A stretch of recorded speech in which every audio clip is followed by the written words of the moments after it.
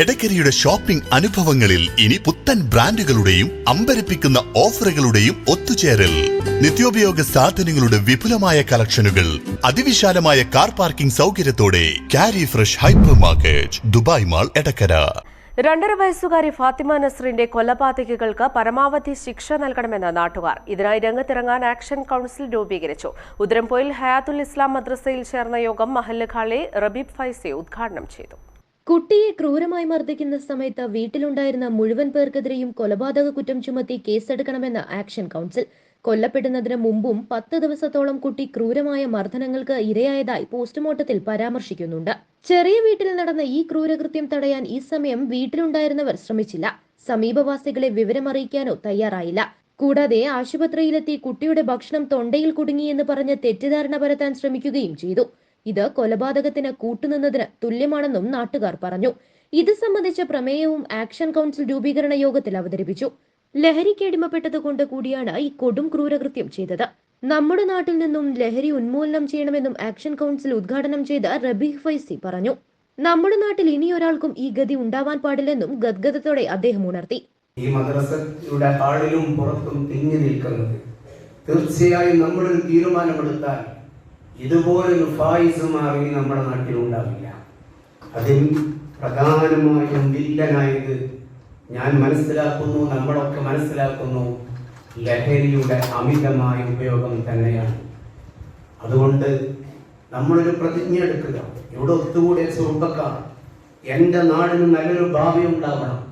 ഇവിടെ എൻ്റെ പൂർവികർ കാണിച്ചു തന്നത് സൗഹാർദ്ദത്തിന്റെ, സാഹോദര്യത്തിന്റെ, സ്നേഹത്തിന്റെ, മറ്റുള്ളവർക്ക് താങ്ങാവുന്നതിന്റെ ഉദാത്ത മാതൃകയാണ്.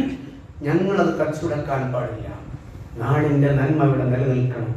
വിധവകളെയും അനാഥരെയും ചേർത്ത് പിടിച്ച രോഗികൾക്ക് താങ്ങായ തണലായി നാടിന്റെ പൈതൃകം ഞങ്ങളായിട്ട് തല്ലിക്കെടുക്കാൻ പാടില്ല എന്ന ഒരു ഉത്തമ പ്രതിജ്ഞ എൻ്റെ പ്രിയപ്പെട്ട ചെറുപ്പക്കാരെ നമുക്ക് എടുക്കണം.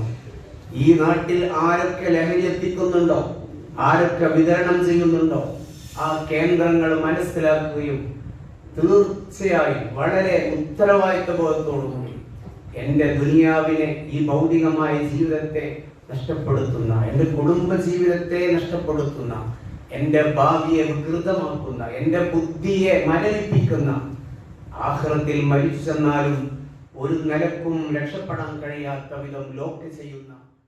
റിമാൻഡിൽ കഴിയുന്ന മുഹമ്മദ് ഫായിസിന്റെ പിതാവ് അപകടത്തിൽ മരണമടഞ്ഞ സമയത്ത് നാട്ടുകാരാണ് ഈ കുടുംബത്തിന് വീട് വാങ്ങി നൽകിയതും സഹോദരി നജ്മുൽ ഫാരിസയുടെ വിവാഹത്തിന് ആവശ്യമായ ഭൂരിഭാഗം തുക സമാഹരിച്ചു നൽകിയതും. കുടുംബത്തിന്റെ നിത്യചിലവ് പോലും പലപ്പോഴും നാട്ടുകാരാണ് വഹിച്ചിരുന്നത്.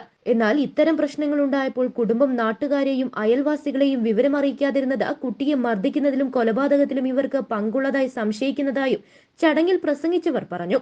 ഉദരംപൊയിൽ മദ്രസ ഹാളിൽ ചേർന്ന യോഗത്തിൽ 100 കണക്കിന് ആളുകൾ പങ്കെടുത്തു. തെന്നാടൻ നാസർ അധ്യക്ഷത വഹിച്ചു. വാർഡ് മെമ്പർ CH ഷൌക്കത്ത് ചെയർമാനും വി അൻഷാബ് ബാബു കൺവീനറും MA ഹമീദ് ട്രഷററുമായി ആക്ഷൻ കൗൺസിൽ രൂപീകരിക്കുകയും ചെയ്തു. OP Abdul Azeez, TA Razak, P Muhammad, PP Alavikutty, T Basheer, P Aflah തുടങ്ങിയവർ പ്രസംഗിച്ചു. News bureau, Kalikavu. Real fruit power, real juices from Dabur.